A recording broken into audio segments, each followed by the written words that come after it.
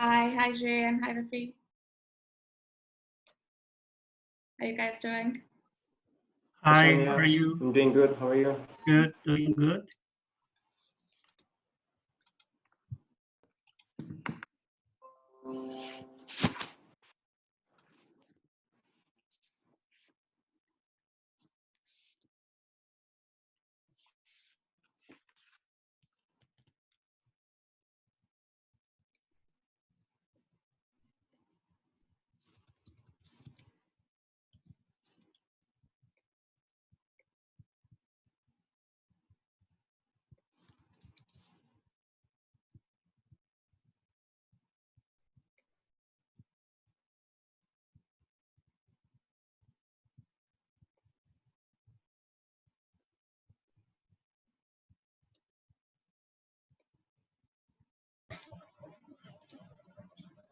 Hi everyone, greeting from the virtual conference ACEW2020 Clean Energy Week. This is Honam, the project producer of Leader Associates, and I will be your host of the ACEW2020 Clean Energy Week on November 26th and November 27th.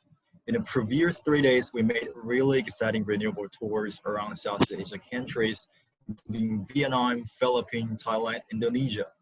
For today's event, we'll continue our phenomenal renewable tour in the ASEAN region to include more voices from Indonesia, Philippines, Singapore about the future of floating solar.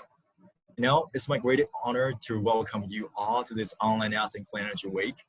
And I'm actually so glad to see so many developers, investors, consultants, and experts from all over the world getting involved here today. And also, today's virtual conference will be broadcasted on our YouTube channel and our media partner channels as well. Before we get started, I'd like to provide a few housekeeping items with our speakers and audience in short. Firstly, who we are. We Leader Associates is a global leading event organizer concentrating on renewable energy.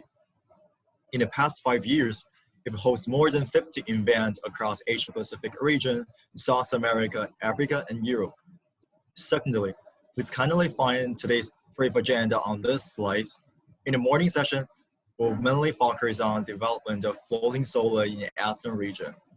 And 4 informative speeches concentrating on the market state, insurance system cost of floating solar will be presented in the whole morning. After the morning session, we'll travel to Philippines, Indonesia, and Singapore to explore more project achievement in these countries. And hate discussion regarding Singapore's largest floating solar will be made by Sembcorp Corp as well. Thirdly, I'd like to briefly introduce our one-on-one meeting platform. Our exclusive one-on-one meeting platform facilitates building business connection and partnership by our online chat box. And our user-friendly matchmaking service is incredibly easy to use as well. Please take your time and explore more partnership in this exclusive one-on-one meeting platform. Last but not the least, all of our audience are welcome to raise questions to our speakers. As you can find, there is a Q&A box at your control panel, and we will select 1 or 2 questions for our speaker to answer if the time is allowed. I very much appreciate your attention and patience. So this is all about the guidance, and now we'll begin today's knowledge sharing with a virtual roadshow. For the first session of this morning, we would like to start with a really interesting panel discussion focusing on the floating solar market state in ASEAN. And Ms. Xiaomia Rao from PwC will be the moderator of this panel. Xiaomia is currently the Associate Director of Project Finance and Infrastructure Advisory from PwC. And Ms. Xiaomia will introduce our panelists, Yitan and Rafi afterwards. Hi, Ms. Xiaomia. Please take control of your stage. Hello, thank you so much, Holnam, for the kind introduction. And thank you, Leader Associates, for curating such a beautiful week dedicated towards clean energy. To everyone here, welcome and good morning. Welcome to day 5 of ACEW, a day dedicated for floating solar largely. I'm glad to welcome you all to the panel discussion on floating solar market state in ASEAN, where our panelists will discuss the opportunities, highlights, and key considerations for really the growth of floating PV in the region. I'm delighted that we have a distinguished panel of experts here, and we have Refi, who's a country director from Indonesia for Aqua Energy, and we have Jay Tang, who's a practice manager for energy and extractive global practice at the World Bank. Maybe to begin with, let me start with a brief introduction about myself and a quick overview of the floating PV in ASEAN so far. My name is Soumya, and I'm part of a broader capital projects and infrastructure team at PwC Singapore. My team globally comprises of around 1,200 professional staff who advise private sector as well as public sector on infrastructure transactions. We work with government in delivering their infrastructure priorities, looking at commercial structures, and helping them run tender processes and evaluation. At the same time, we also work with the private sector in supporting them to respond to government tendered opportunities, as well as in finance raising and M&A in infra. So we mainly work with clients to help solve their problems in the infrastructure sector, be it greenfield or brownfield, but more on the commercial and financial side.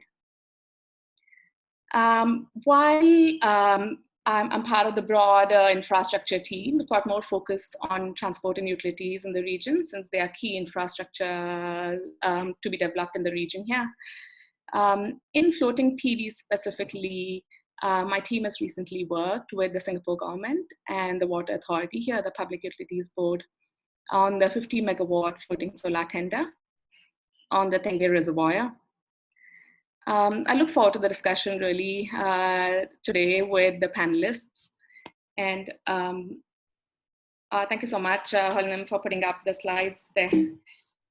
So maybe let me start off with some introduction on what are the key kind of trends that we see in renewable energy in the region. The 4 key trends that we see, and that's really helping accelerate the dynamics of renewable energy, is really the pressure that is seen from various forces on the increase towards decarbonization and the recognition of climate change. So we see a lot of government setting up clear initiatives and clear targets at global, national, local level. You have the Paris Agreement. At the national level, you have energy transition commitments made by countries like Germany. At country level, at local level, you have places like San Diego who've committed to renewable targets by 2030, 100% renewables by 2030.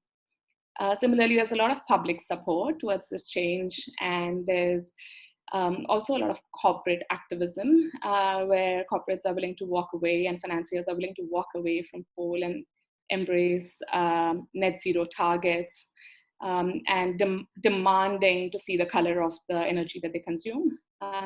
PwC, for example, have committed to net zero targets by 2030. Similarly, there's continuous efficiency gains that we have seen in the reduction in LCOE. And with that, solar and wind kind of, there's more record kind of low generation that we're seeing more recently. Also, the supply chain costs and improvement in technologies also help in improving the efficiency. There's, of course, technological advancements, new technology that helps lower the cost and improves production capacity and efficiency. You have artificial intelligence for forecasting weather, predictive maintenance, automation, IoT to reduce the production steps. Also, you have the product innovations, which increase the suitability and drive the adoption of more renewable. New solar PV technologies that we'll see in the future years is something that everyone's really looking forward to. Also, the availability of funding. There's a lot of commitment from financiers towards renewable energy.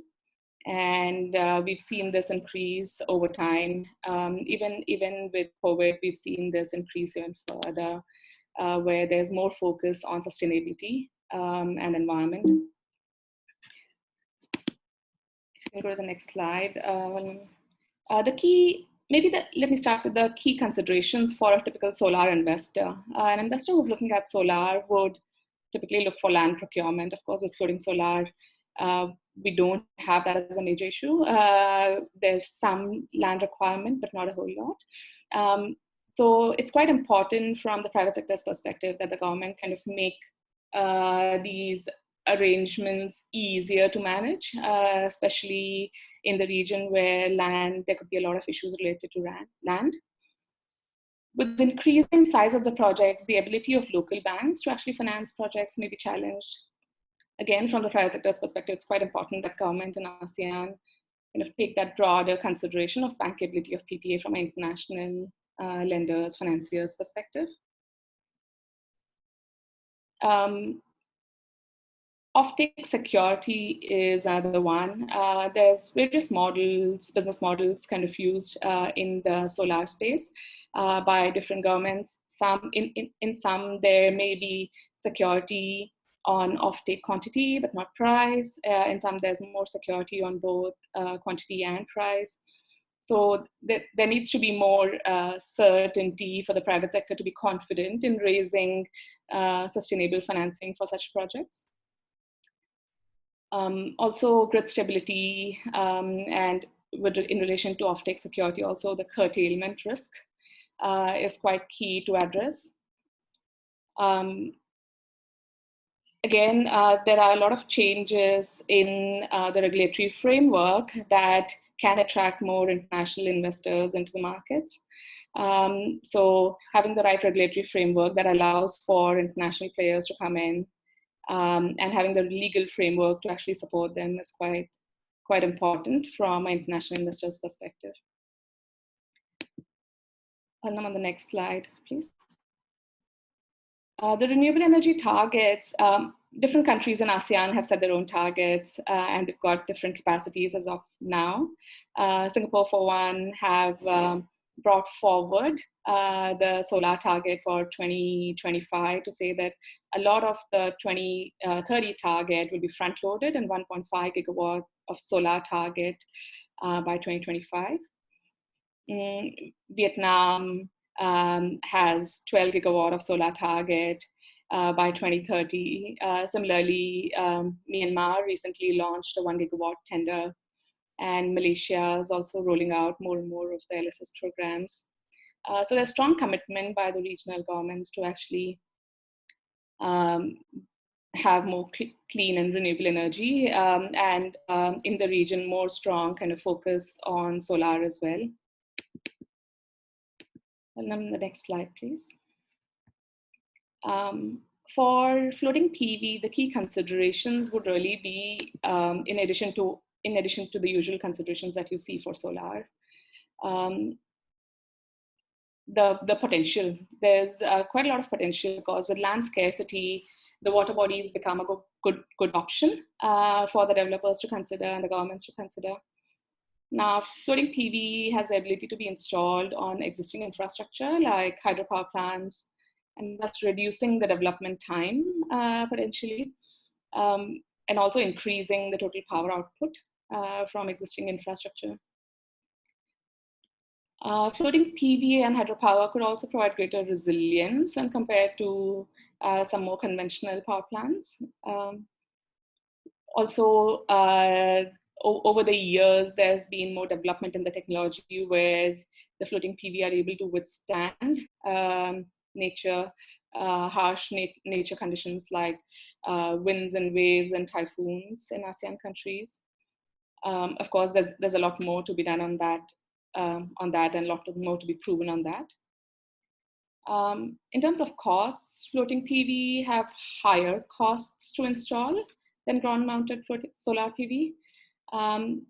But again, when you look at the long term, there's more efficiency potentially in floating PV due to the cooling effect of water and thermal loss, a reduction of thermal loss.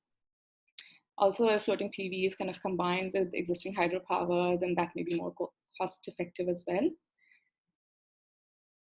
Of course, floating PV comes with its own challenges, where the construction cost is probably higher, the timeline required for development of project, water condition related issues and studies, and the extra cost that has to be borne for the bathymetry tests, and water condition monitoring, also the increased riskiness of managing water and electricity is something that really the developer needs to know well, and the government needs to know well before embarking on this journey.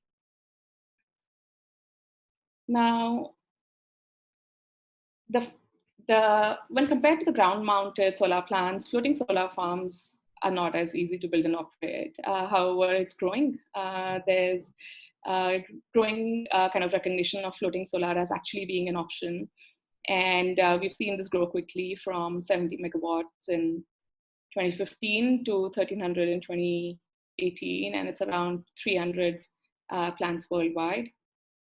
And Wood Mackenzie estimated that the global demand for floating solar is expected to grow 22% year on year by 2024. So more and more Asian countries are looking at this as a real option. And a lot of the current capacity is also from Asia as well. Now in Singapore, we've seen the Singapore government looking at floating solar as an option, and because of the land scarcity in Singapore. After kind of using up a lot of the rooftops, this is like the next good option. And the recent tender announcement is a good sign of the interest by the private sector in developing these projects when structured properly. And then if you can go to the next slide. Now, in ASEAN, there are a lot of planned additions by the government, signed contracts with the private sector, also private sector initiatives in embarking on floating PV for their own private consumption. Vietnam has seen a lot of activity recently, and so has Malaysia and Indonesia. Cambodia has seen some activity from the private sector. If you can go to the next slide. In Vietnam, we've seen the installation of the 47.5 megawatt peak floating PV on the existing hydropower plant. Also, there's more plans for developing the floating solar on the Damai hydropower, and that'll be tendered in 2021. Similarly, in Malaysia, there's some existing projects and a few more planned. There's no long-term plan given out in any of these countries really about floating solar, but it kind of, I think, sits in the broader solar plan. Like similarly in Singapore, there's no big announcement on the amount of floating solar. Having said that, you see incrementally projects coming through to the market. Similarly, in the Philippines, there's construction on the 100 megawatt Laguna Lake by Meralco. In Thailand, we have Big Rim and Energy China, who've been awarded the PV project on Sirnidhorn Dam. That's a 45 megawatt. And there's plans for more coming to market this year. I mentioned Singapore a couple of times now. PUB, who are responsible for ensuring sustainable water supply to Singapore. They're the water utility, the Public Utilities Board, as they were previously called. They embarked on this journey because they have these water reservoirs that they actually use for providing water to the country. At the same time, they did a lot of studies to really understand the impact of floating solar on the water quality and how to monitor this. So they started off with a test bed a few years ago, and more recently embarked on this large project, apart from the other smaller projects that they are developing themselves. In Cambodia, Cleantech Solar have embarked on a private sector floating PV kind of contract. That again is really interesting. I think with that, I've come to the end of my kind of brief introduction presentation on floating solar in the region. Maybe before we start the panel discussion, let me quickly invite the panelists, Jay and Refi, to introduce themselves and the work that they do in clean energy. Jay, please. Thank you. I will start with a brief introduction myself, then turn over to Rafi, then we talk about the substance later, or I just continue introduction and then the substance. Okay, my name is Chetan. I'm practice manager for energy and extractive global practice of the World Bank in charge of the Asian Pacific market, including 26 countries. So I'm working on the World Bank Energy Program investment and the analytical work advising to the government on policy and regulations in these 26 countries in East Asia and Pacific country. So over the past 5 years, we have invested about 83 billion US dollar in climate-related financing and directly supporting installation of renewable energy of 34 gigawatt. So from the bank side, we see really Asia play a critical role in climate change in the whole world, right? About 77% of the coal consumption happening in Asia, and then more than 50% of the greenhouse gas emission are coming from Asian countries. So given the significance of the Asian energy market, it's very safe to say that without the success in Asia, we can't meet the climate change mitigation target in the world, right? Then the World Bank support is focusing on in the energy sector, mainly to the government on policies and regulations to facilitate also investment in renewable energy, energy efficiency, cross-border power trade from cleaner sources like in Laos and Myanmar to other highly fossil fuel-based energy market like in China and Thailand and Cambodia and even all the way down to Singapore. So that's a major support from the World Bank side on climate change. Then floating solar as well as solar is part of it. One example I have to give is that the World Bank support in China. We have supported China particularly from policy and the institution point of view, and also from piloting of solar installation and development of the supply chain in the past 20 years. And today, about 200 gigawatt of solar has been installed in China. And the World Bank played a critical role, particularly from policy, institution, financing, and the market development side. In India, we're also supporting floating solar. And today you see in the recent years, the major floating solar is happening in Japan, in China, and in India. So this is the picture shows below is just one example, 150 megawatt of floating solar in China that was built about 2 to 3 years before. So come to the floating solar market, right? As just mentioned earlier by Sumia, right? There's a huge potential in floating solar here as part of the solar, and come to the World Bank is part of our strategy for supporting renewable energy. So currently we are supporting Myanmar government in policy, institution, and preparation of the feasibility studies of five floating solar projects targeting for auction shortly in about 1 or 2 years time, right? Of those floating solar after completion of the feasibility study. In addition to the recent auction of on-land solar by Myanmar government. Similarly, in Pacific Island country, we are supporting floating solar given the water body they have, limited land availability and the rich radiation resource in the Pacific. Then as part of our strategy for energy transition, particularly in these high coal consumption countries, including China, Indonesia, Philippines, and Thailand, we are supporting those regulatory and policy side as well as financing to bring private sector financing also into the development of floating solar. So I'll stop short here, and then later on we can expand a little bit on all this aspect from policy, institution, financing, as well as projects, right? And the specific World Bank support to individual countries in East Asia and Pacific. Thank you. Thank you so much, Jay. Thank you for the really good introduction and the breadth of work that World Bank's doing in the region.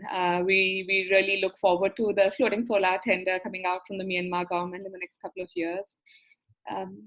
May I invite Refi for a brief introduction of yourself and also the work that you're doing in the region. Thank you.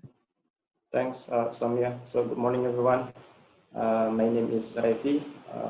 I'm the country director for ACEW in Indonesia. So just for you who doesn't know about ACEW, we are an IPP, independent power producers from France. We are operating in more than 15 countries all around the world. That we do almost all the renewable energy from solar, wind, biomass, as well as hydro. And we are also entering the era of mobility that we are also developing hydrogens as part of the next target for the company. Today we are operating or constructing close to 1.5 gigawatt of renewable energy assets in those 15 countries. And in Indonesia, we've been present in the country since 7 years actually, try to develop all the renewable energy, including floating PV. That now we are also trying to support the region. So we have the regional office based in Sydney, in Australia, that we try to also support the business development in the regions, in the Southeast Asian regions. So regarding solar PV, we have like the first credential that we have in the group is one of the largest floating PV that has been in operation for 1 year in France actually. It's a mega project. But now we are also replicating in the second and then third project that are under financing actually. In the regions, we try to develop project in Indonesia, as mentioned earlier.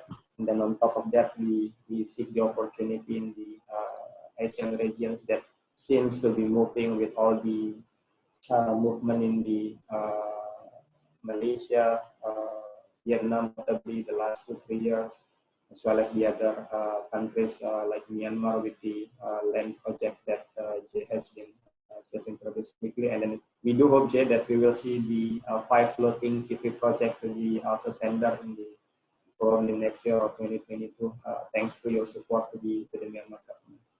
I think I will stop here for the quick introduction, Sonia. Thank you, Rafi. Thank you again for giving us an understanding of the work that you're doing, especially in Indonesia. We'll come back later to you on to understand, get some of the insights on the challenges that you face and how the government can actually help accelerate this process. Maybe we'll start off with Jay.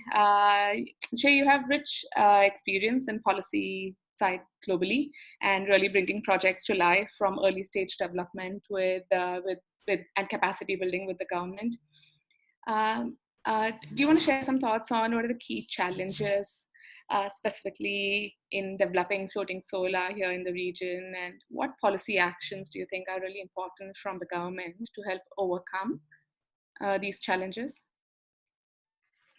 Okay, thank you. So I will talk about these challenges together with what World Bank is doing in Asia country, even globally, right? So first is really you need to write a regulatory framework, as you mentioned earlier, right, for renewable energy as a whole, but also for floating solar as part of it. From a regulatory point of view, I think the first is really the pricing mechanism. You know, at some market, floating solar or renewable energy is still slightly more expensive than coal power generation when local coal is available, particularly like in China, in Indonesia, right? When the local coals are available and when the environment and the social cost of coal is not considered as part of the financial cost.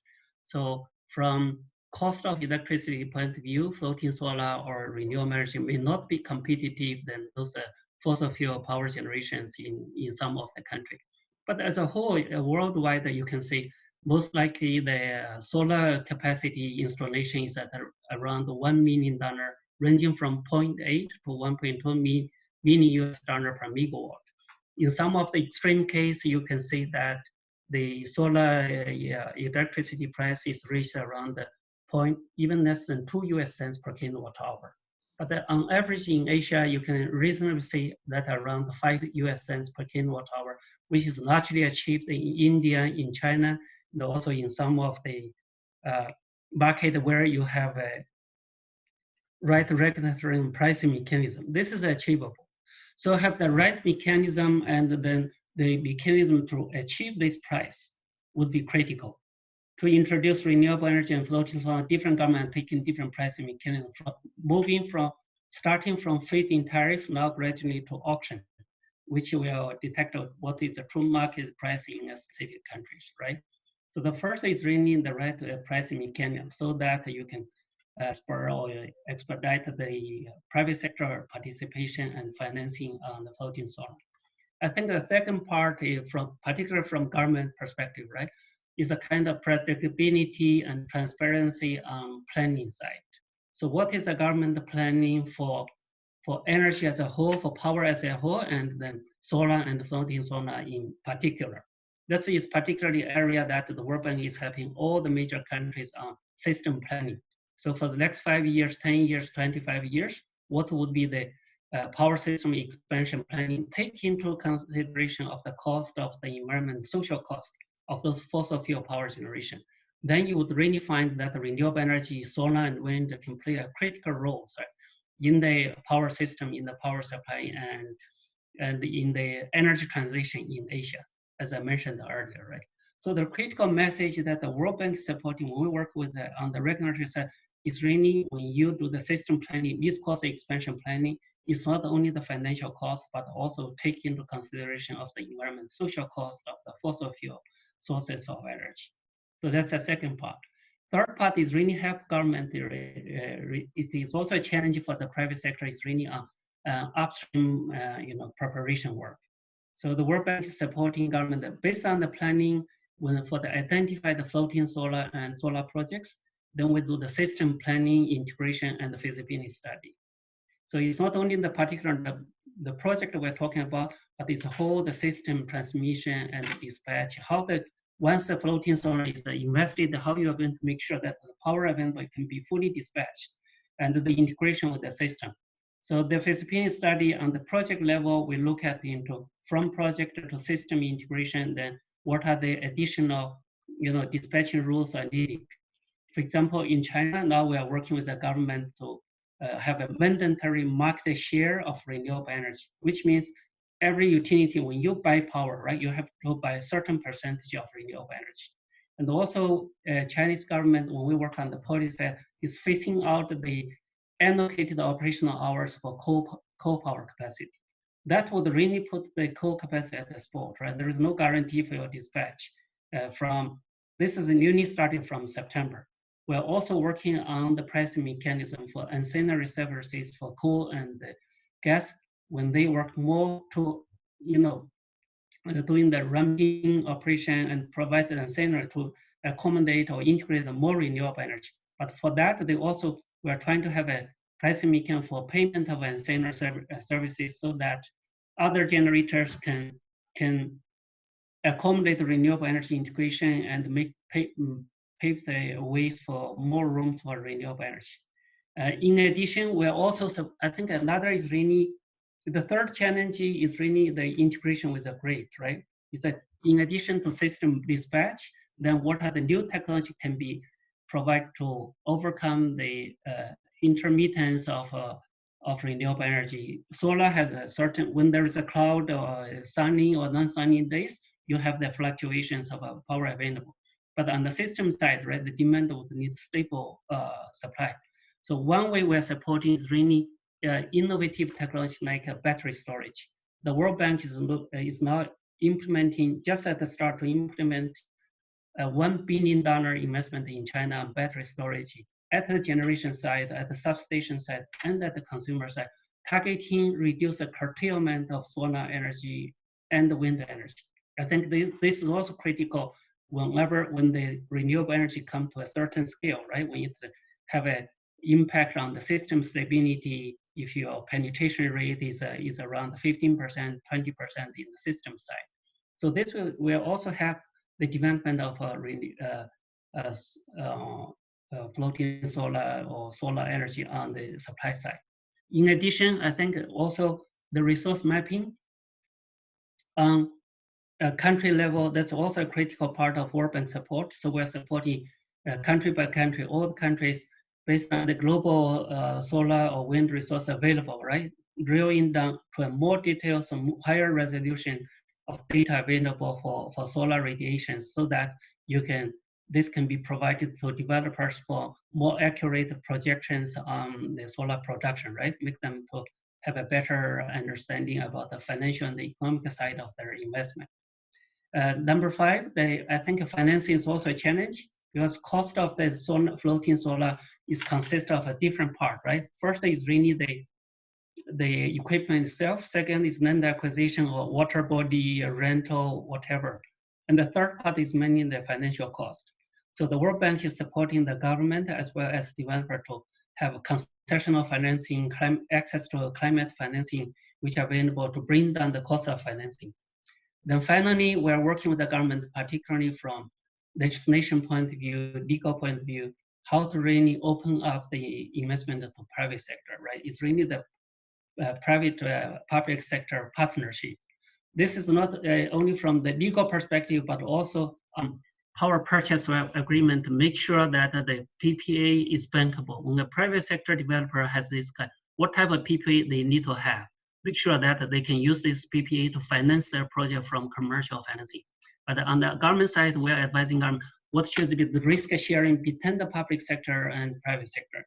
Usually, public sector, particularly government in early stage, they are very reluctant to take any risk, right? But from World Bank advisory side, with them, there is certain risk that cannot be taken by the private sector, and the government needs to take in. So finally, it's really on the transmission. As I mentioned earlier in the system planning, we're supporting the government on power system planning, but we support the government to advise the government to put the limited resources that the public sector has money on transmission to make sure that the power generation can be evacuated. So we are working with the government at transmission, make sure that the private sector IPPs, floating solar can get the energy evacuated to the power system. So these are major challenges, and also the policy and advisory work that World Bank is doing, but we also finance directly transmission lines, even floating solar projects. So as I mentioned earlier, right, over the past 5 years, we have financed $83 billion regarding renewable energy, and 34 gigawatt has been installed. But this $83 billion is also including transmission lines, which I mentioned earlier, and also system dispatch. I stop here. Thank you, Samia.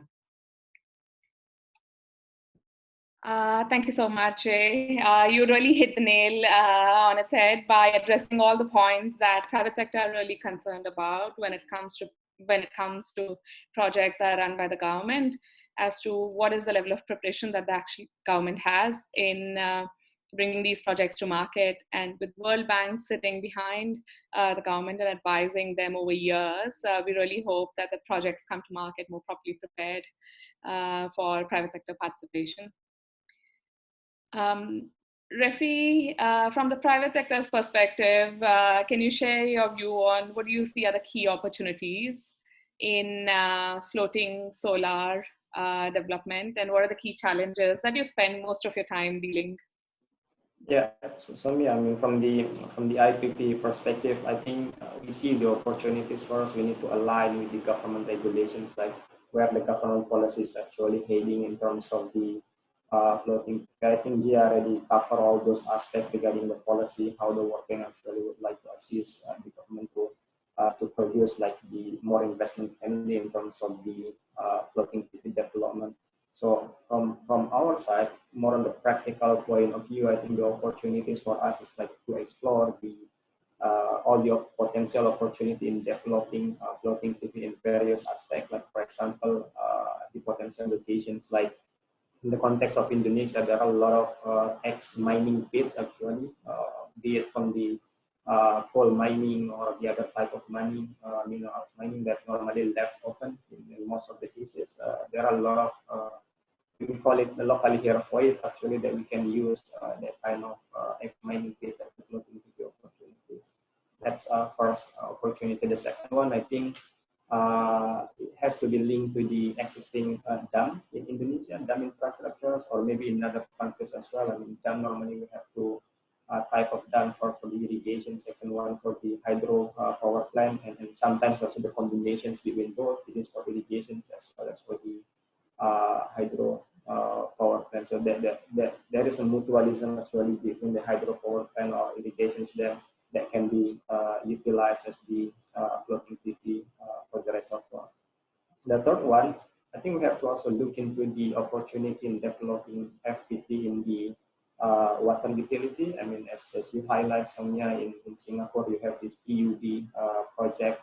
There is the water utility in Singapore. I think a lot of water utility in many countries can also try to utilize, try to explore the opportunity in developing floating PV and the water treatment plant facility that normally is not used. And then at the end of the day, there is also mutualisms. By implementing floating PV, we could eventually reduce the evaporations. That is good to reduce the loss from the water utility point of view. So that's for me like some of the let's say key opportunities in seeking to deploy more solar PV, the floating PV in particular.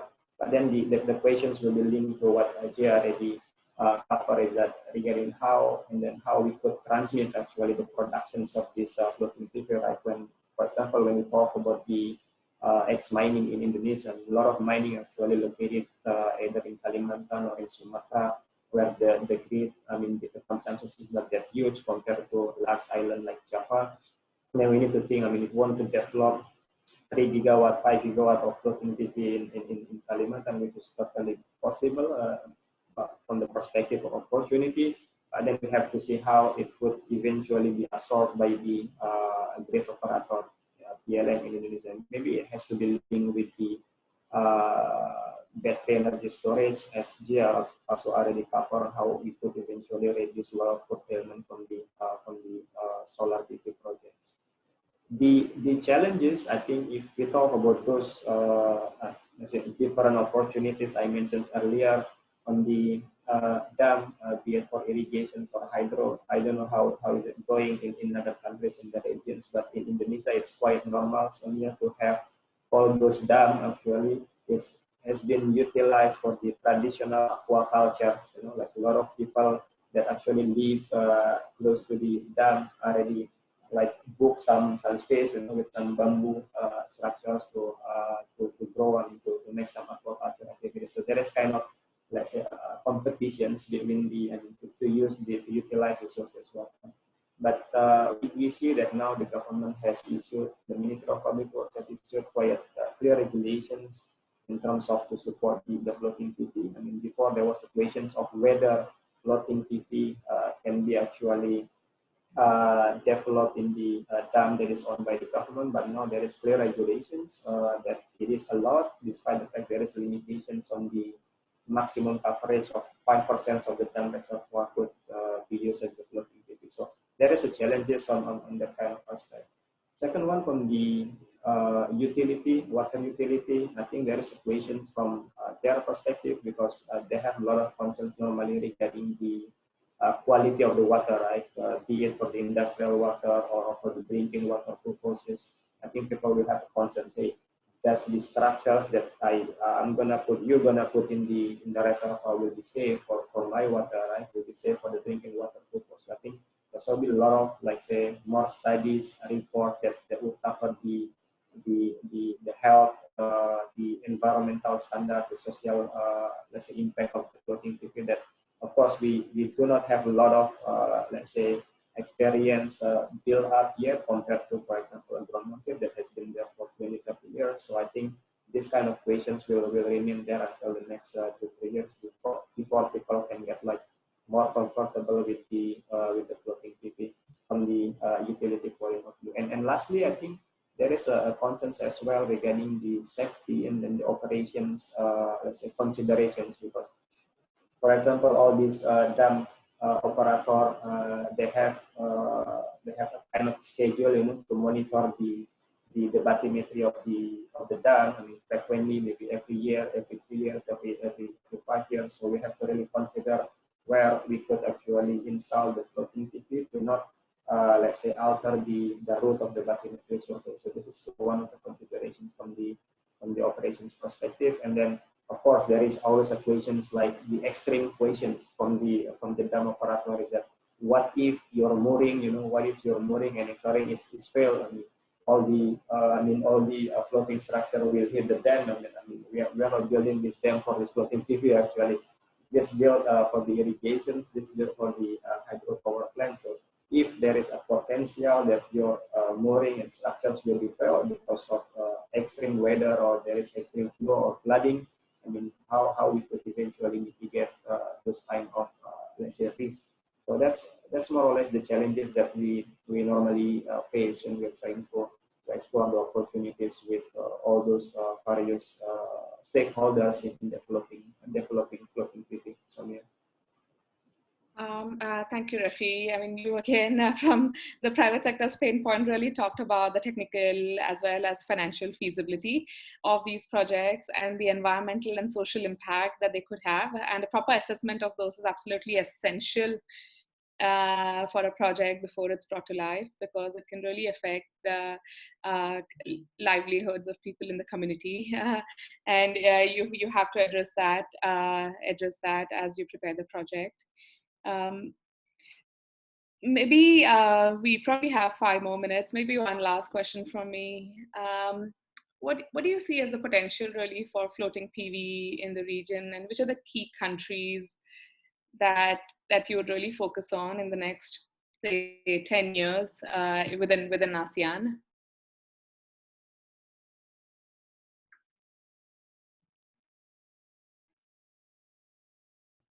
So, sorry, Jay, you're on mute. Okay, sorry, yeah, So first, we see there is a huge potential on floating solar. Actually, the World Bank has recently done a study. We have assessed more than 6,600 water bodies worldwide, right? That's including around more than 400,000 square kilometers of water surfaces. And we found that even if you use only 1% of it, 5% of it, and 10% of it, how much can be generated, right? Just give you that if you use only 10% of those water surface, then you can generate about 5.2 trillion water hours per year, right? Just from this floating solar. So there is a huge potential on floating solar, particularly linked to hydropower. And in Asia, we see the biggest potential is still in China, given that they have hundreds of thousands of dams built in China, right? So, and also there is also the sunken mining part. The picture I showed earlier, 150 megawatt actually is at a mining site where the mining was abandoned. The foundation has been settled. Then there is a water in the foundation. Then they convert it into a floating solar site, 150 megawatt. I think the second, perhaps still, is also potentials in India, and India is growing up, is floating solar very quickly. Then the other country we say actually is really Taiwan, Thailand, the Philippines, and Singapore, as well as some small project in the Pacific region. So in Indonesia, actually, the World Bank's discussion with the government is mainly focused on energy transition, how to get the policy and the environment side, because coal still play a major role in Indonesia side. So from planning, pricing point of view, we are working with the government on an energy transition road path where you can open up potentials for renewable energy and solar. And particularly in the Java Island, we're also looking at how to build renewable energy-based electrifications for even expanding the services to many people that are unserved with electricity. So if you talk about floating solar, that's where we see the major market in the short terms, right? Is China, India, and Thailand, Taiwan, Philippines, and Singapore in Asia countries. Indonesia, it may take a little bit while, still we need to be more work needed really on the regulatory side to open up the space for renewable energy.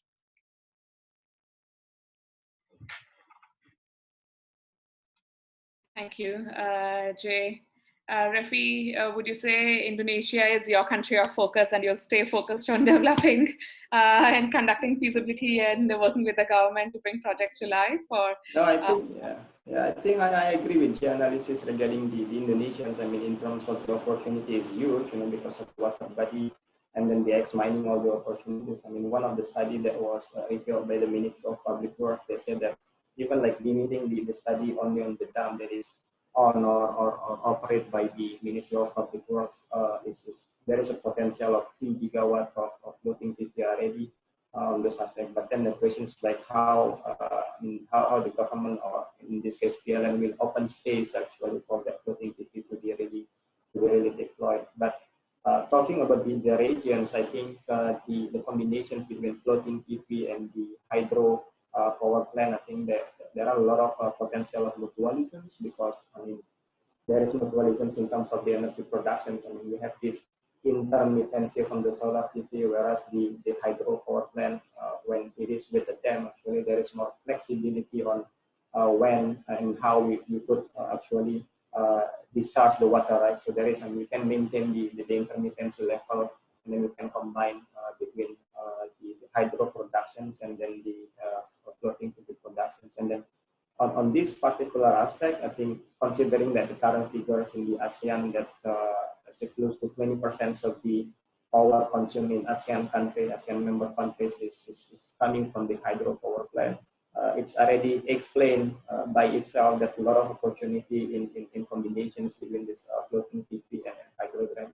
And then this aspect, I think countries with traditionally a lot of hydro power plant, I mean Indonesia, Philippines, Vietnam, and perhaps Thailand, I think that will offer a lot of opportunities on the let's say opportunities in terms of the potential, and then I'm not linking with the capacity of the grid utility to absorb the electricity. But then if we see the growth, I think considering that the market and then the energy consumptions in those countries, countries like Laos, Myanmar, and Cambodia are the most let's say emerging one in terms of the opportunity in the floating PV opportunity, because they are also building a lot of hydropower plants to address the demand increase in their country. That's all from my side. So, yeah. Sorry, may I come in? I just forgot to mention about also Vietnam, right? Actually, there's huge potential. We are working with Vietnam on scaling up solar and offshore wind. Over the past 18 months, the solar capacity installation in Vietnam reached 4.5 gigawatt, which is equal to the sum of the rest of the ASEAN countries. Vietnam is really becoming a new star of solar energy in the ASEAN countries, right? So there is a huge potential in Vietnam. And also I forgot to mention about Myanmar. Actually, we are working with Myanmar on the floating solar. So I also see potential in Vietnam and Myanmar, in addition to those countries I mentioned. I think Indonesia has huge potential, but we need to exploit its potential, right? The critical thing is really on the policy and the enabling environment part. Well, you have natural resources, you have water bodies, you have a huge potential for solar. So unless you really open up have an enabling environment, and then you can see the flight of renewable energy and solar or wind, particularly solar in Indonesia. Thank you.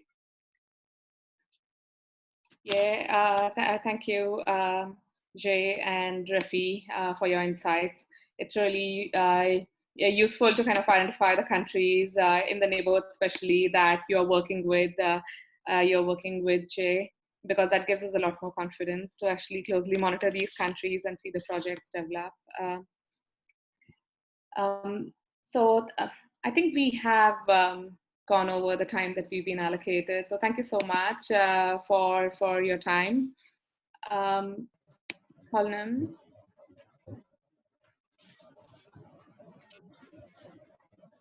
Hello, hi, Soumya. I think there are some questions from our online audience. I'm wondering, would you like to go through this question in the Q&A box to answer our panelists, or of course yourself? Sure. There's a So question. you can open the, yeah, there are some questions in the Q&A box, so you can open the Q&A box and find, your favorite question to answer. Yes, there's a question from Ian. I think I've answered that separately. Well noted on the 7 megawatt Sihanoukville, Cambodia project. And there's another question on the CapEx. How competitive is FPV currently compared to ground-mounted PV? And do you see any significant increase in energy yield due to the cooling effects that would justify the increase in CapEx? Well, if I had a technical expert here, the answer would start with depends. I'm not a technical expert, but from what I hear, it really depends on the sites that you're talking about for ground mounted as well as floating PV, and the ground conditions, location.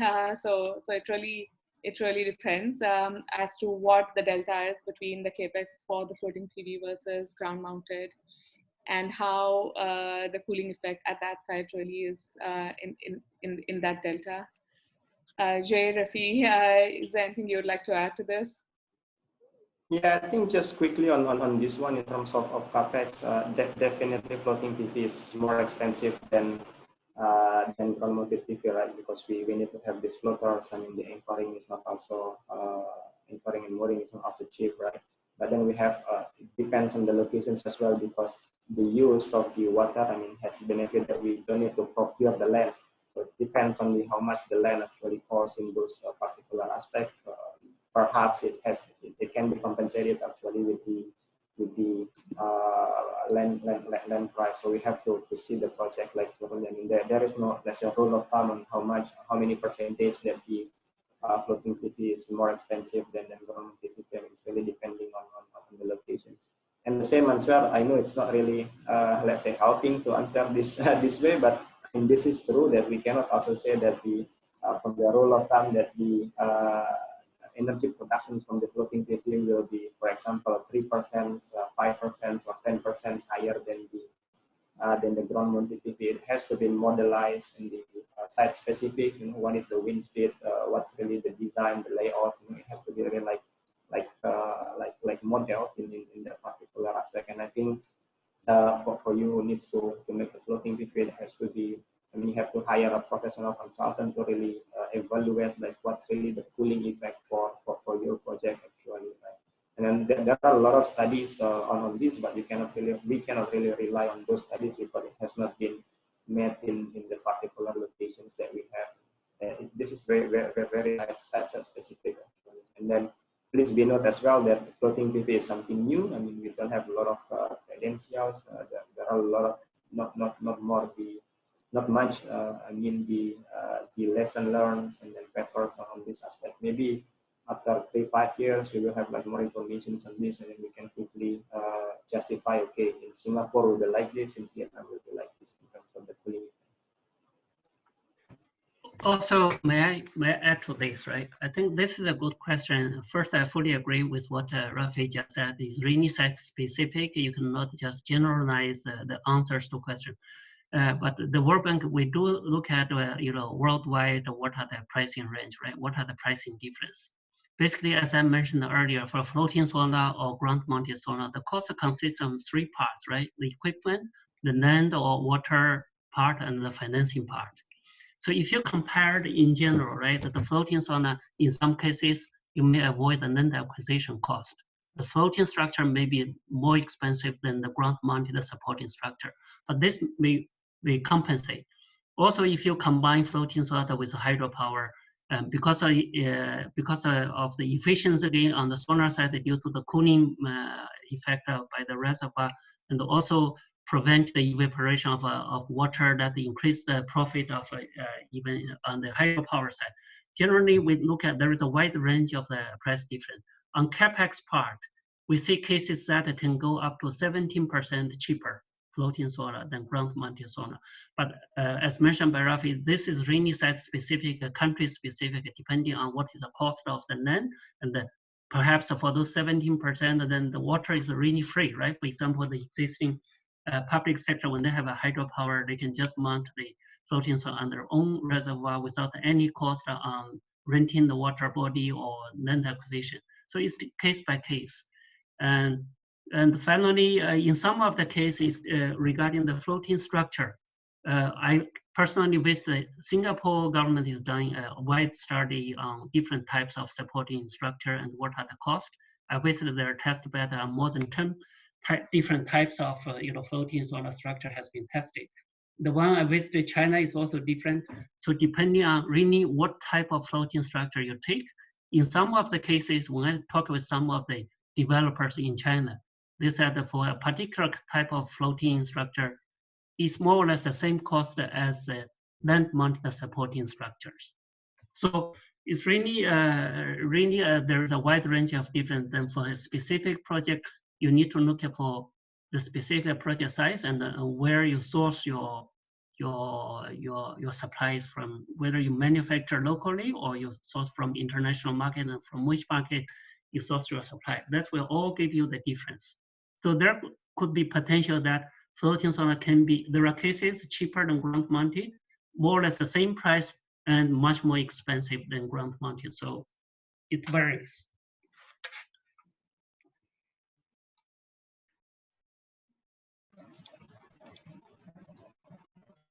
Well, thank you so much, Ms. Tang, and thank you so much, Salma and Rafi. And I think all of audience has gained a lot of inspiration from your specific answer. And also thanks again for your participation in such an informative and fruitful panel discussion. Thanks a lot. Thank you for the invitation. Thank you so much. Nice meeting you, Rafi, Sami. Thank you, Jay, Samia.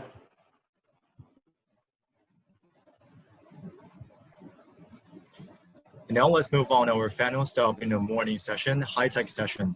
In this session, to leading solar, and in this session, I still want to mention, because in the last session, Mr. Daniel from BayWa was supposed to be the keynote speaker, but unfortunately, we just heard from Daniel that he's unable to give the speech due to the emergency from his set. So I want to say, let's just skip this session to touch the next topic of the final stop this morning. And in the next session, two leading technical solar providers, Sangro and IOF consulting engineers, will comprehensively talk about the cost control of floating solar system, as well as their cutting-edge solar technology. So firstly, I would like to introduce Ms. Sasha from Sangro.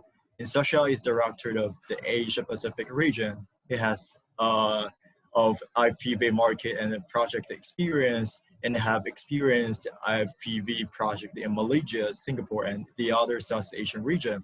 Today, she will deliver a speech on how floating solar installation design could influence the cost. Hi, Ms. Sasha. Please start your presentation. Hi, morning. So thank you for Leader Associate to giving us another opportunity and present Sangro solution and our idea regarding the floating solar development. So hoping all the audience good and health within such special condition. So I just share my screen.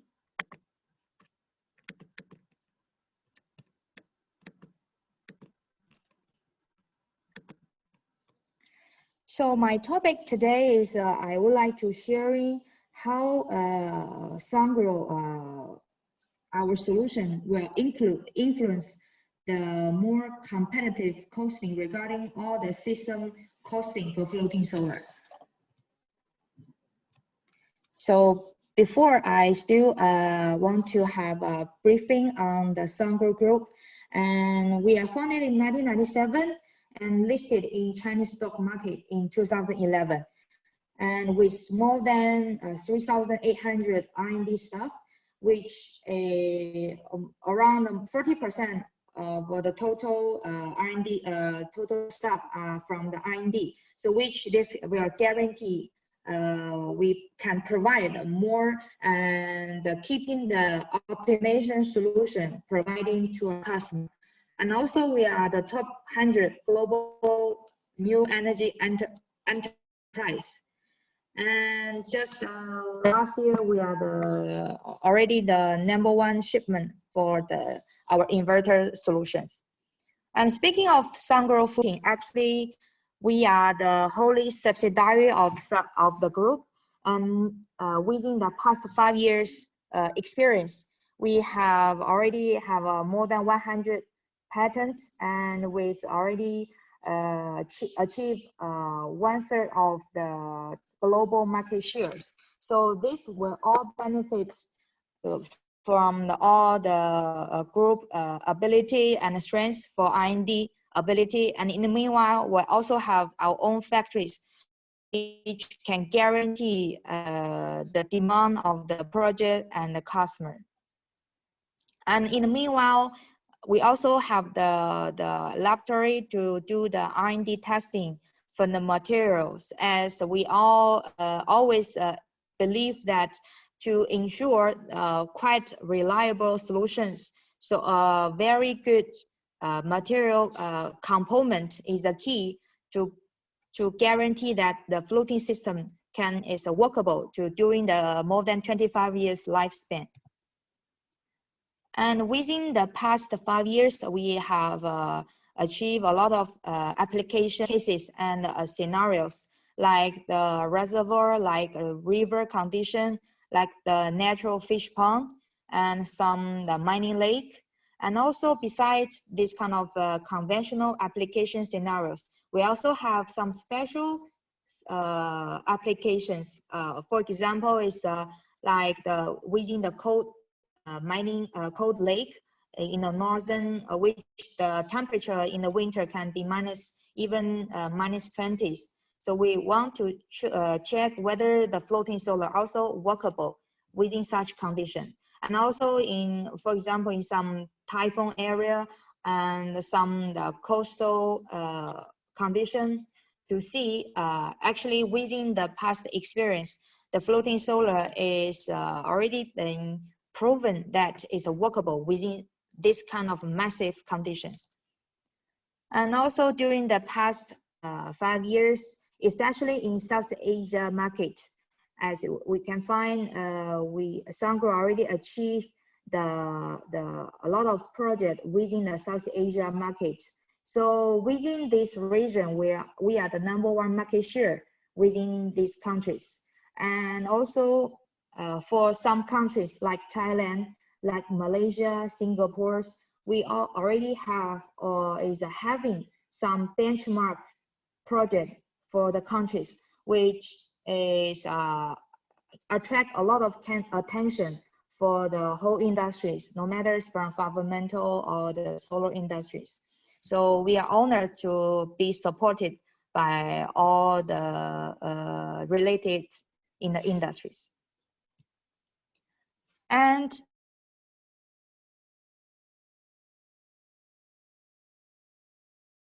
within from 2018 to 2020 this years. So I think these 2 years are very fast developing for floating solar.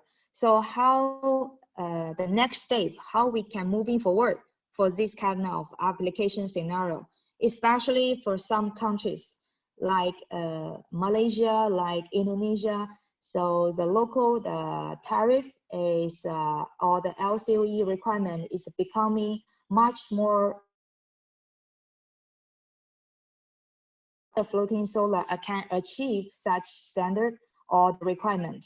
So we will having the system solutions we have 3 parts to achieve this kind of costing requirements regarding the floating solar. So firstly, we may, as the solar panel is developing quite fast, so the per watt pricing for the float is decreased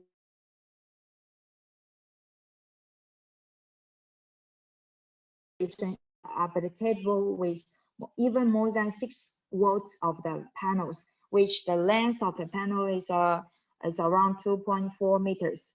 So also within this, the BOS costing is dropping quite significant, can reach 6.38% of the both BOS costing. And also from the overall design issues, with our past project experience and our technical summarize this kind of the design issues, which we propose that within the block design for the every floating arrays. So we will maximum to using the from the west and east side, and significant reduce the distance between from the north and to south. The reason is from as we all know that for the solar panel always facing south. So within this arrangement, so the wind strength always becoming from the north side and the south side. So within this, so the distance on the anchoring quantity for the both sides will be much more than the east and west side. So that's why within our experience, we have this kind of arrangement. We can firstly can reduce the float costing, and secondly, we can reduce the cable costing.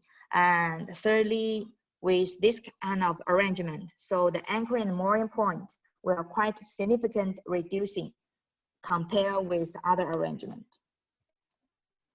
And in the meantime, for this, we also propose quite a kind of different kind of arrangement due to, so basically it's due to what kind of arrangement we selected for the project is basically, firstly is that depends on the site condition.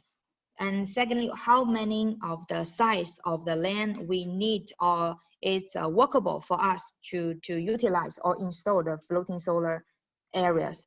And in the meantime, as we have the calculation from the previous floating solar project, from the single row to the triplet row, so you can find for the costing of the float and the land occupation percentage can be significantly reduced. So that's why for this, especially for South Asia markets, so we propose either the double row arrangement or the triplet row arrangement. So this kind of arrangement is also workable and already be deployed in our previous state project.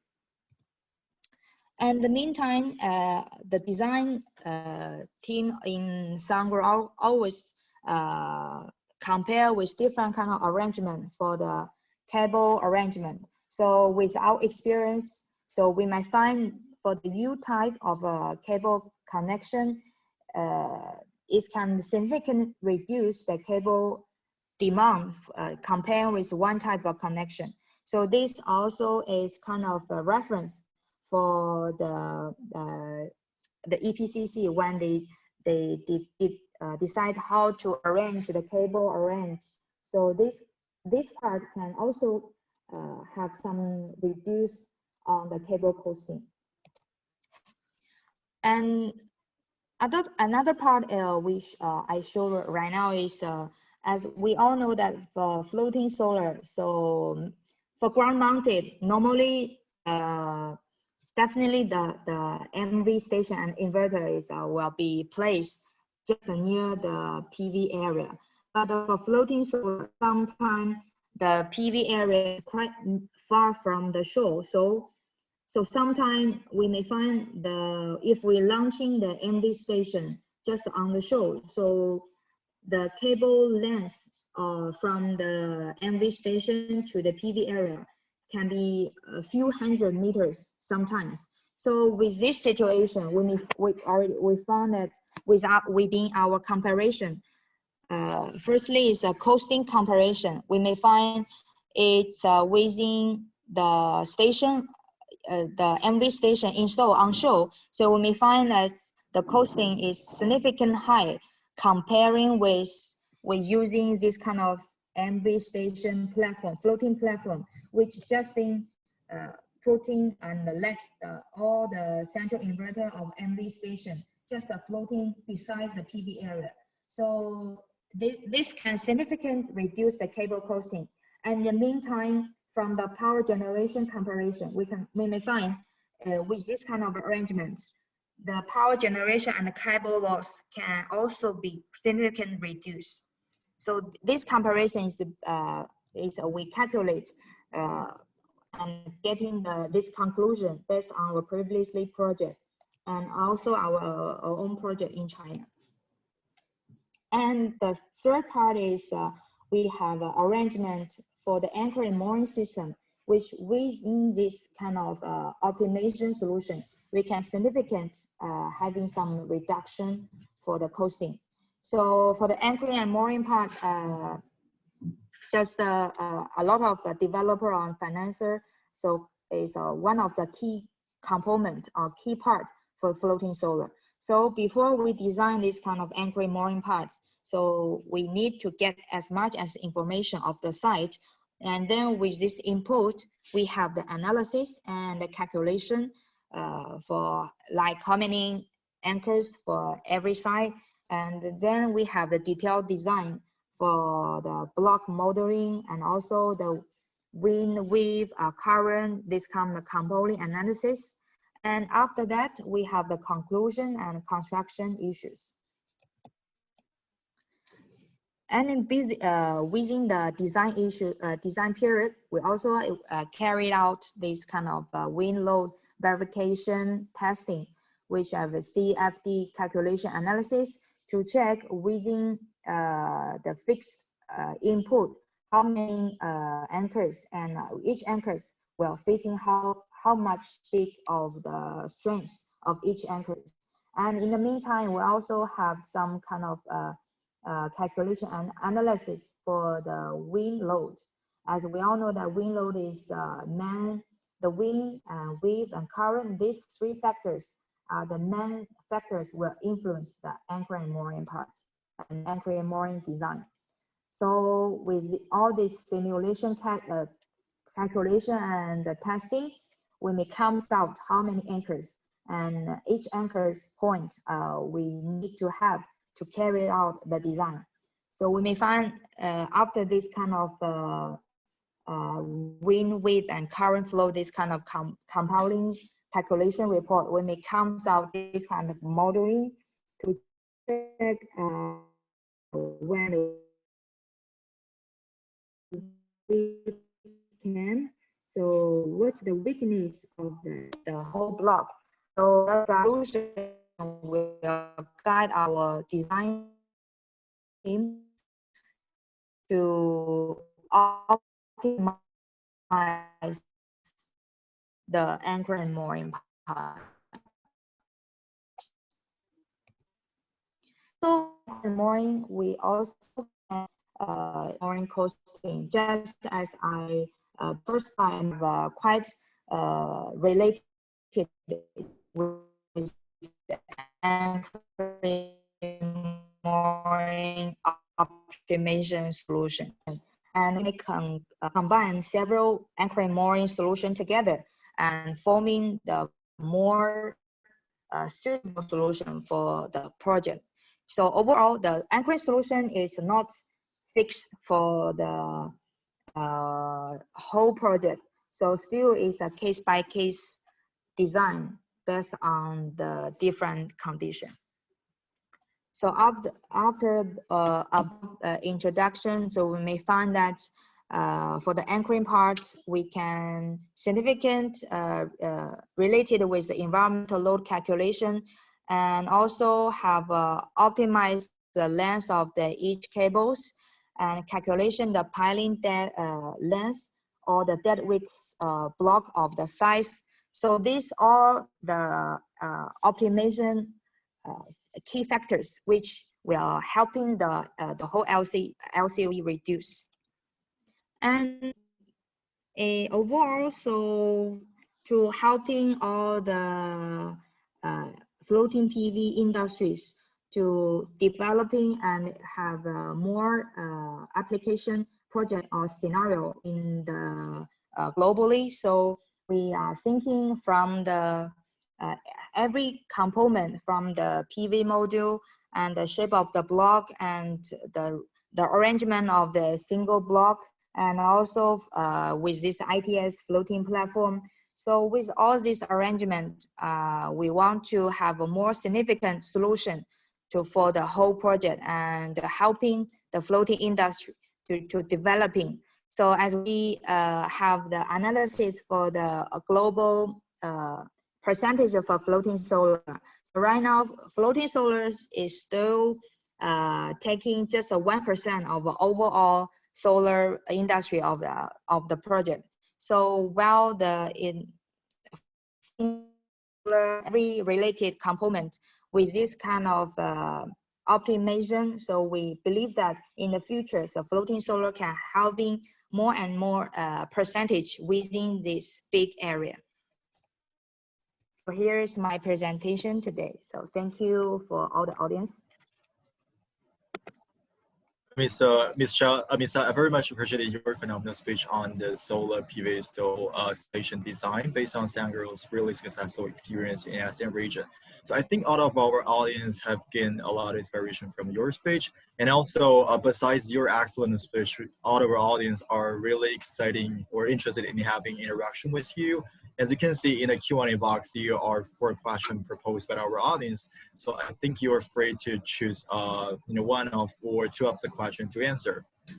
So there's one question that is direct for you is for Sangirl, like what is the percentage of the cost of the floaters compared with the entire project cost? So are you willing to answer this question?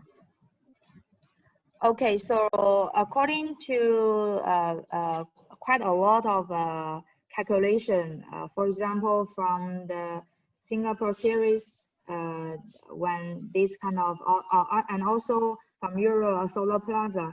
So we are getting this kind of roughly calculation for how many percentage for floaters within the whole floating solar projects. So no doubt that solar panel is have a biggest percentage. As for the floating system, so it's plus the floaters and anchor and mooring part is around 29% within the system. But this is regarding the fixed condition on fixed projects. So still, we as World Bank mentioned, we still need to taking care how many land costing for each countries and each project. So roughly, I am sharing this information for the audience in reference.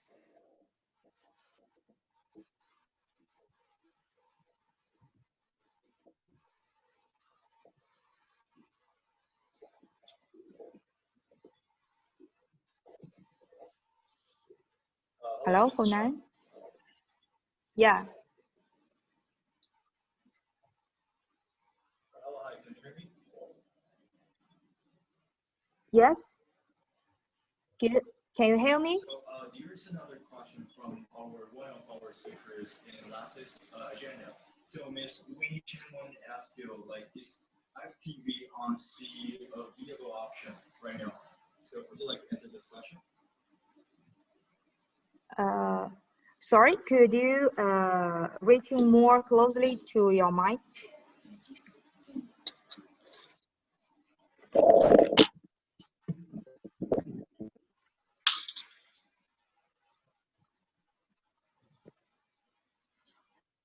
Hello. Hi, hello. Miss Shah, can you hear me right now?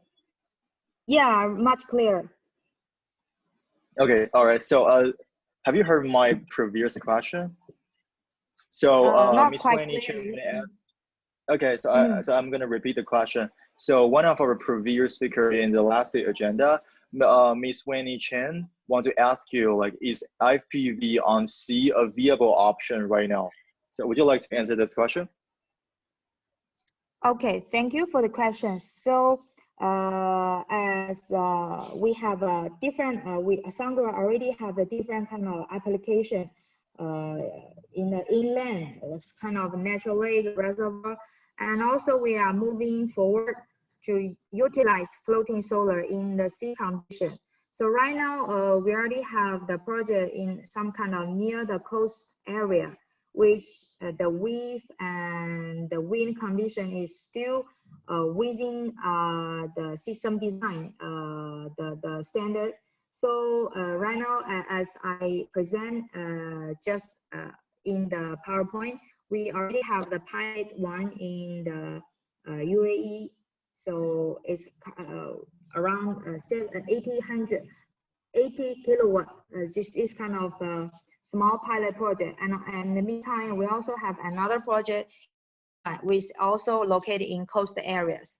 So right now, as far as our consideration, so within the coast area, and after we getting the kind of a wind and wave height of this the site condition, so we review that somehow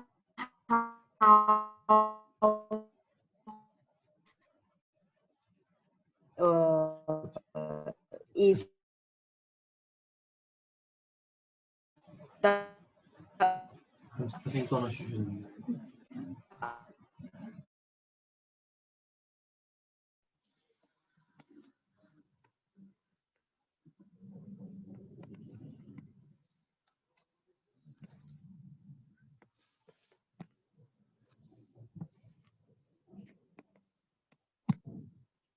hello.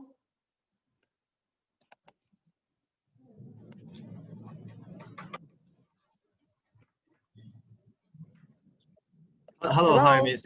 Sorry, because the internet condition on our side is not that good. So, are you willing to answer another question? Because there are, multi question in the Q&A box. So, Okay. I think you can open a Q&A box and go through it and pick another one that you're willing to answer. Unfortunately, my side, the Q&A box is a block, and I cannot see the Q&A box. So could you select the question for me? Thank you. Okay, all right. So I would like to select another question for you. So one question is especially for Sandro. So one of our attendee want to ask you, does Sandro also provide the EPC for floating solar project? It seems like he's interested in the Sandro portfolio.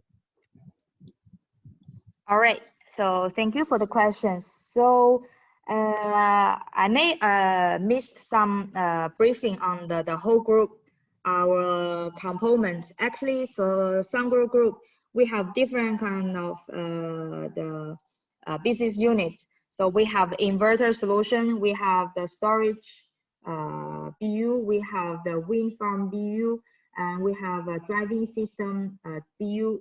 So also the floating system business unit.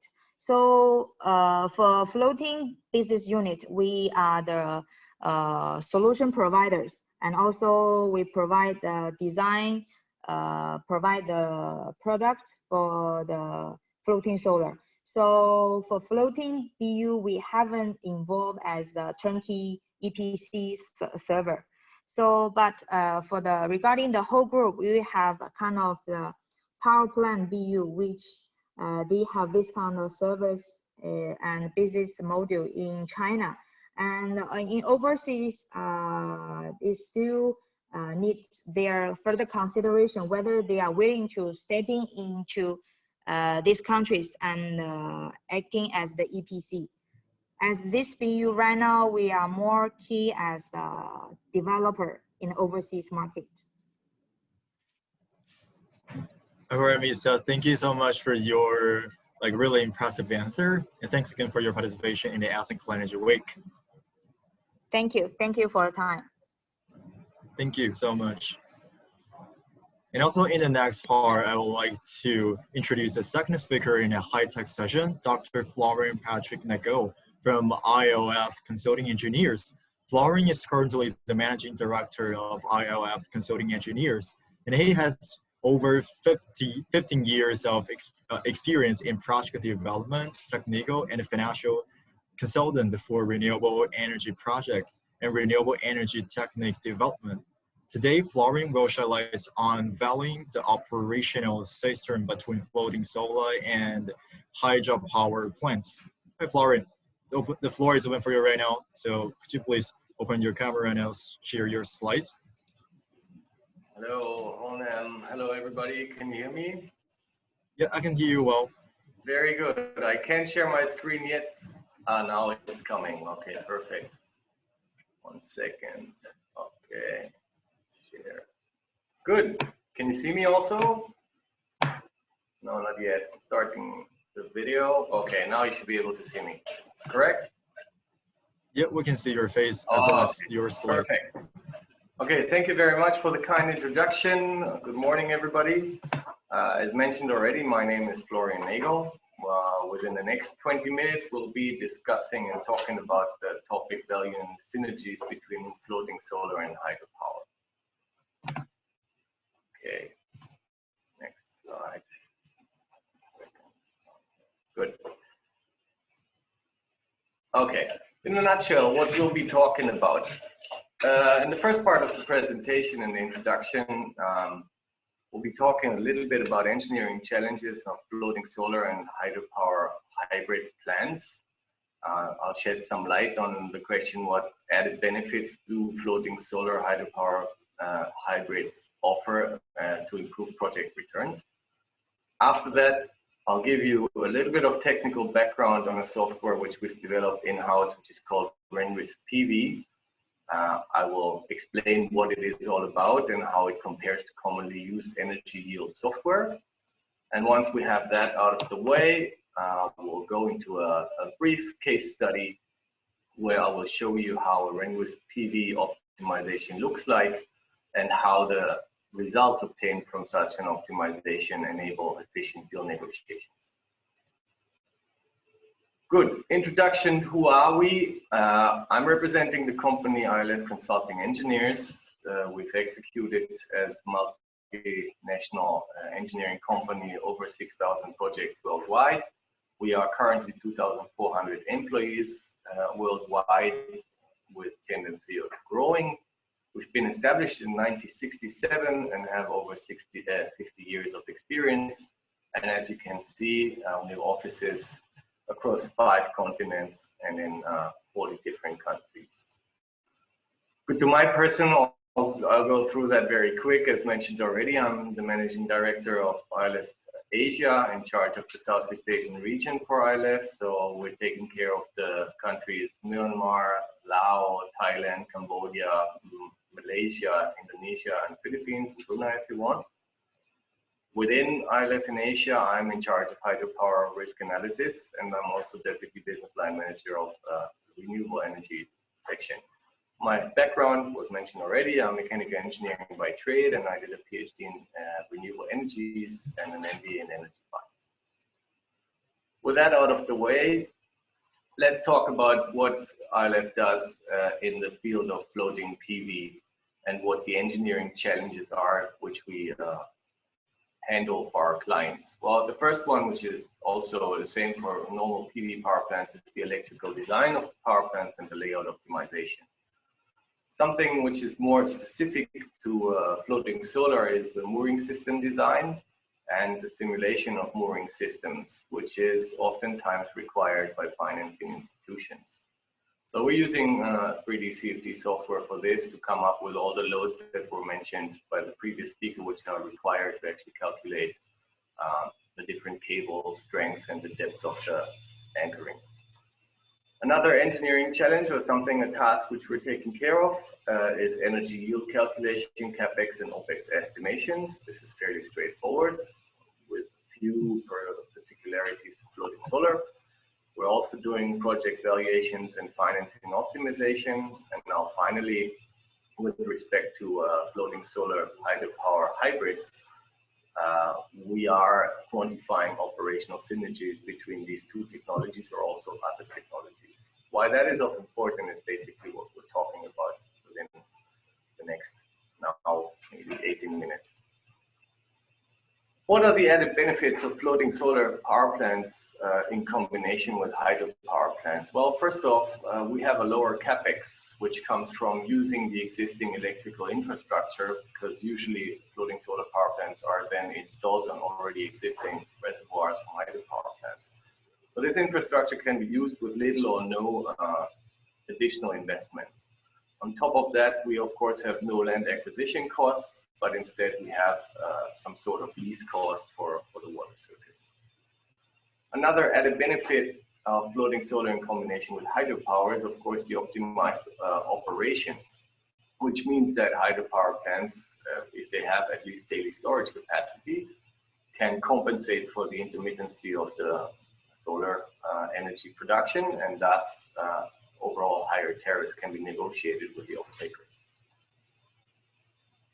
Another added benefit is potentially higher energy output from the floating solar power plants. While these are effects like cooling effects from the water that reduce the PV module's temperature and thus increases the efficiency and reduce direct shading losses. I admit that the cooling effect of water is a topic which is heavily discussed at the moment, but just from my engineering knowledge and intuition, I'm pretty sure that there is a positive effect, the size of which still has to be determined properly. Finally, as an added benefit, which is often overlooked, is that hydropower plants, which work in conjunction with floating solar power plants, actually can yield a higher energy output. This basically comes from the fact that while the floating solar power plant is producing energy, if we have storage, the hydropower plant can shut down the turbines and then later on turbinate water flows with higher flows, which thus increases the generation efficiency and thus the energy output. Good. With that introduction out of the way, let's talk about Renris PV. The objective of Renris PV, which is, as I said, an in-house software that we developed, is modeling reality. To understand this, we first have to talk about what the standard approach is to estimate solar energy yields at the moment. So the standard approach is based on the typical meteorological year, which is abbreviated with TMY, which is synthesized from monthly data sets of annual irradiance data. So for this to be done, usually commonly applied criteria are the probability of exceedance, which is P50, P90, P95, which you've all heard of. So taken as example, the P90 TMY, this would be a data set which consists of monthly irradiation data, which has a probability of exceedance of 90%. So how is this data set generated? Basically, the overall series of irradiance is analyzed, and every month of the year, January, February, March, and so on, is then picked out of the overall series from different years in the series and then combined into this artificial synthetic typical meteorological year. The probability by definition of such a typical meteorological year actually happening is 0. Now, why is TMY widely used and what are its shortcomings based on what I just explained to you? Well, the biggest benefit of TMY approach is that it's a deterministic modeling approach with very straightforward math and low computational costs. So usually P90 is determined by fitting the monthly data to a normal distribution and then basically looking at the 90th percentile value of the global horizontal irrigation GHI. This has shortcomings, one of which is the loss of information. So the variability of the irradiance data, be in the annual or hourly and long-term trends, are not considered, which is particularly bad when it comes to hybrid system design, because with the hybrid system design, we're just trying to compensate for all this variability. So instead of having this, we're exchanging it with TMI by a straight line, and you can see already by intuition that this is a simplified approach. On top of that, statistical coherence with real-world data is usually not given, because by assuming a normal distribution, we're losing information on kurtosis of irrigation data and skewness of irrigation data. What does that mean? I'll only talk about skewness quick. We can have measured data which basically has a tail to the left, which means that low irradiance events occur more often than the average irradiance event. We can also have data sets where we have a tail to the right, where we basically have more high irradiance events than the average. In normal distribution, this is basically symmetric.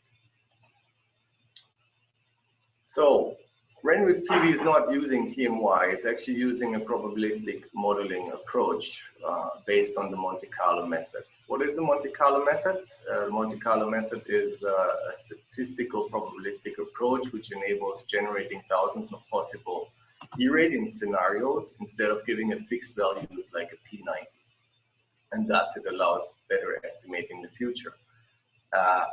The generation of the statistical models needed to run a Monte Carlo simulation are obviously more complex to handle, and Monte Carlo simulation is computationally more expensive than the TMI approach.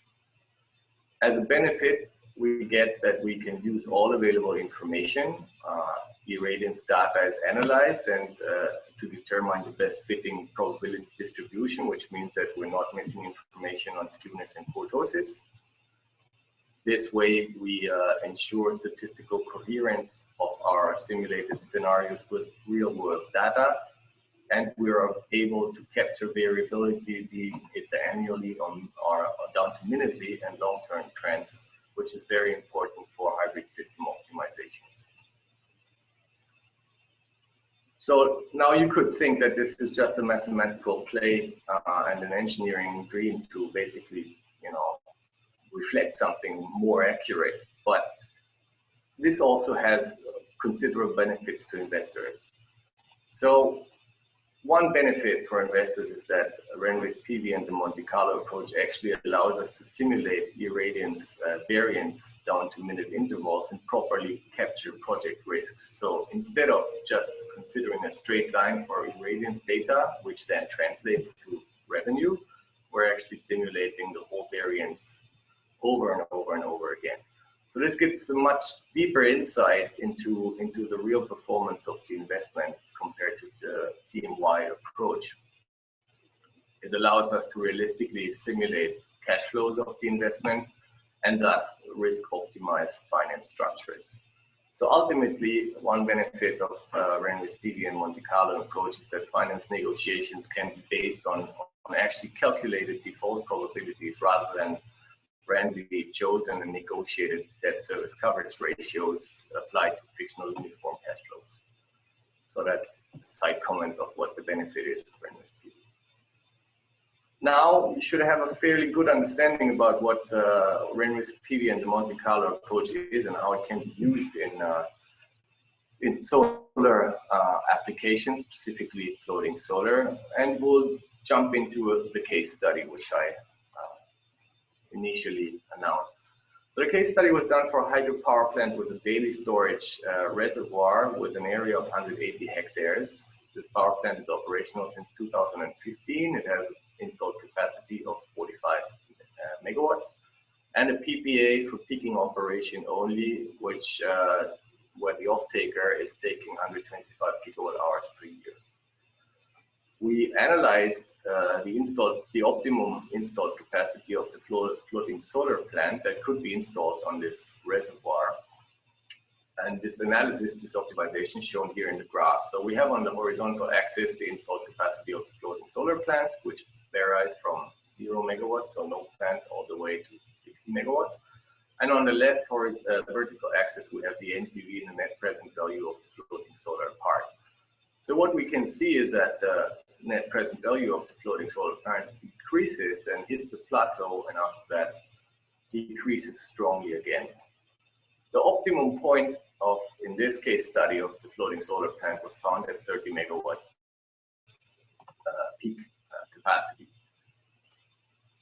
The size limitation of the floating solar plant in this particular project comes from the PPA structure itself. So we have to, when we're optimizing a power plant, and especially a hybrid power plant, we have to consider how the PPA structure looks like to actually come up with a reasonable optimization.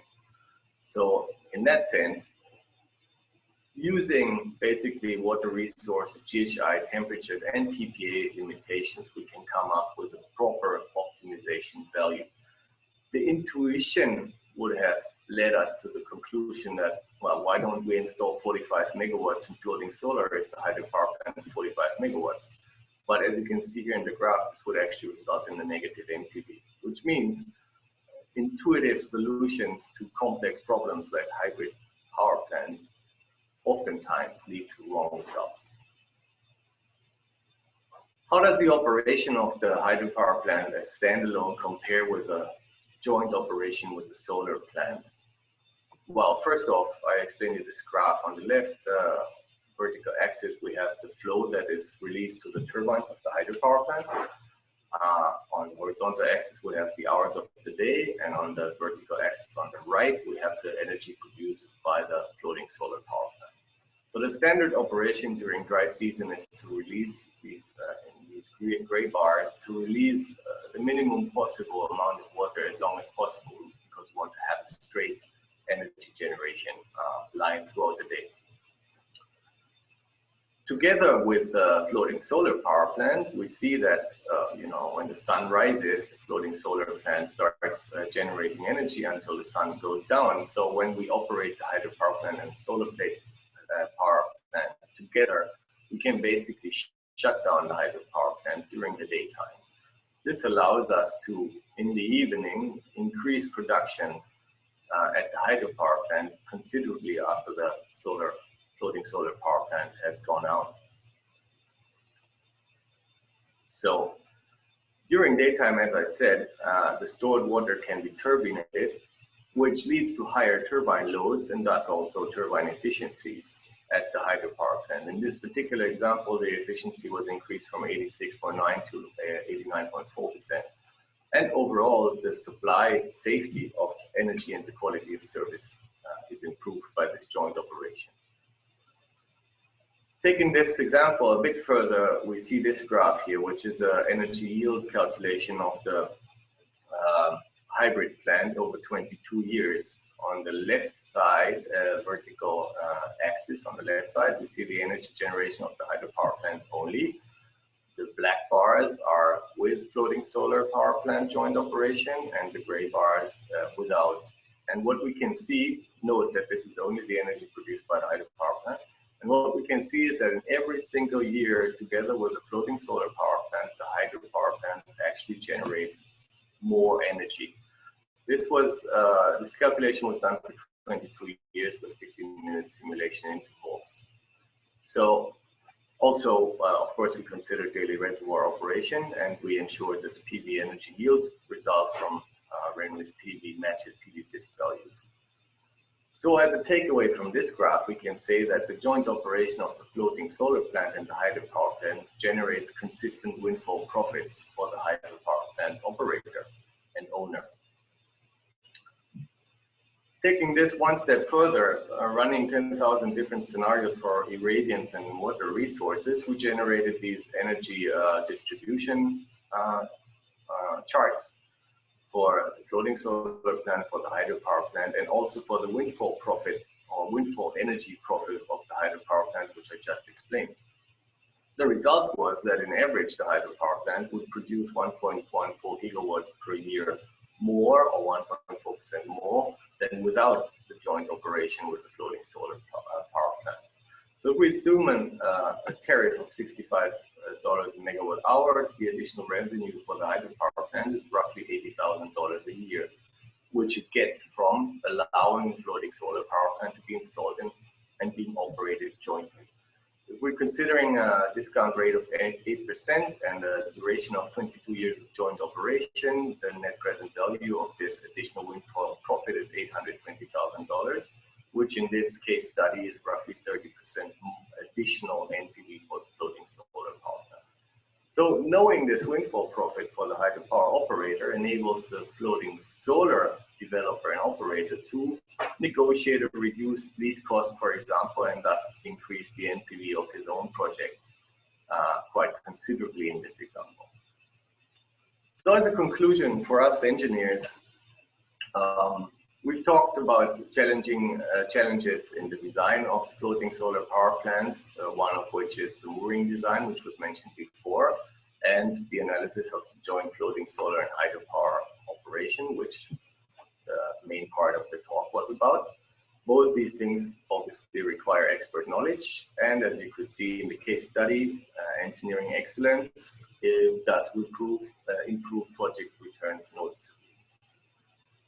We've talked about rain with PV. I hope you can take away from this presentation that rain with PV allows reflecting reality better than standard tools, and is therefore best suited for hybrid power hybrid applications.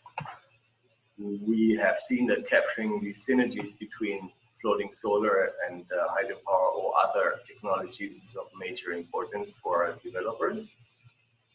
And finally, we discussed and saw that the proper simulation of hybrid floating solar hydropower hybrid plants allows for optimization of the plants, which are sometimes not intuitive.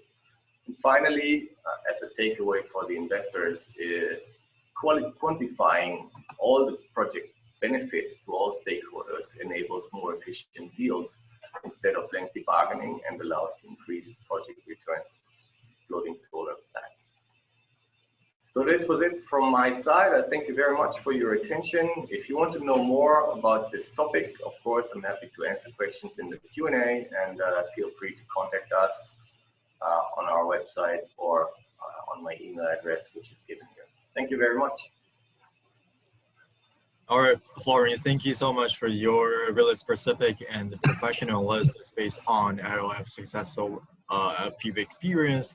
I think our audience has gained enough insights into this field.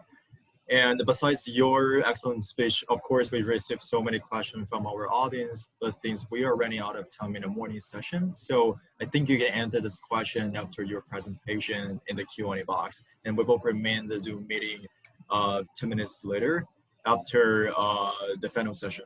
So thank you so much for your participation, Florian. Thank you very much. Thank you. You.